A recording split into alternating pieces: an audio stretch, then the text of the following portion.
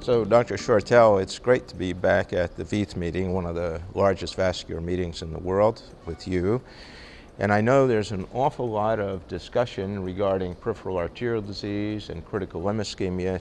What are some of the pertinent discussions that are going on here at the VEITH meeting? Well, thank you, Dr. Comerota. It's great to be back here again, and it continues to be one of the most exciting venues to discuss vascular surgery. And as you mentioned, peripheral artery disease is always one of the most important topics that we discuss at any vascular meeting. And I think we still, as vascular surgeons, struggle with how to prevent amputation and death in patients with peripheral artery disease.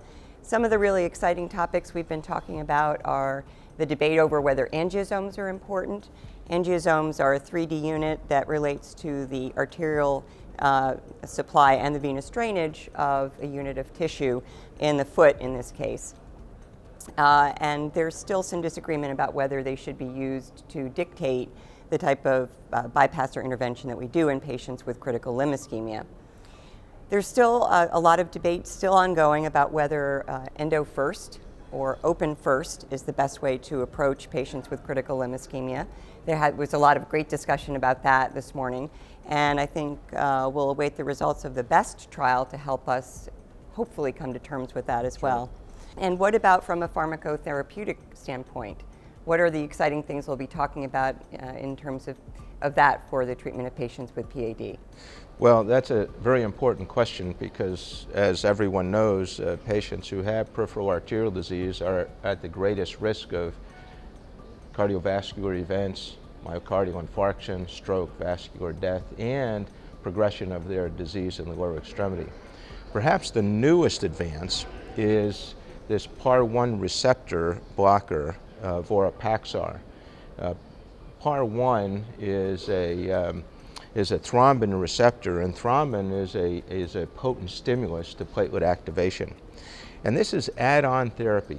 So the TRA2P trial evaluated over 26,000 patients with add-on therapy, and the target group today is those patients with myocardial infarction and those patients with peripheral arterial disease. When you look at the results, it demonstrates that there is a significant decreased risk of major adverse cardiovascular events, but there's also a significant decreased risk of major adverse limb events 3 years from the time of randomization. And this is one of the few, if any, drugs that show benefit in the lower extremity as well as systemic benefit. Yeah, that's really exciting. It's the first antiplatelet therapy that shows in patients with PAD not just the risk of reduction of cardiac and stroke events, but also the risk of adverse limb events. So that's really exciting. It's very exciting. There's a price to pay. There is an increased risk of major bleeding and clinically relevant non-major bleeding, but it's a risk that most of us would be willing to pay because the reduction in stroke, death, and myocardial infarction far outweighs the risk of a major bleed. So I think once again at the VEITH meeting we're at the forefront of hoping to conquer one of the most difficult problems that has faced us as vascular surgeons over many decades.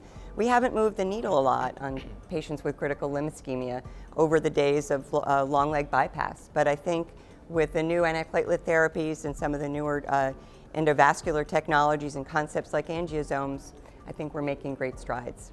Agreed. Thank you.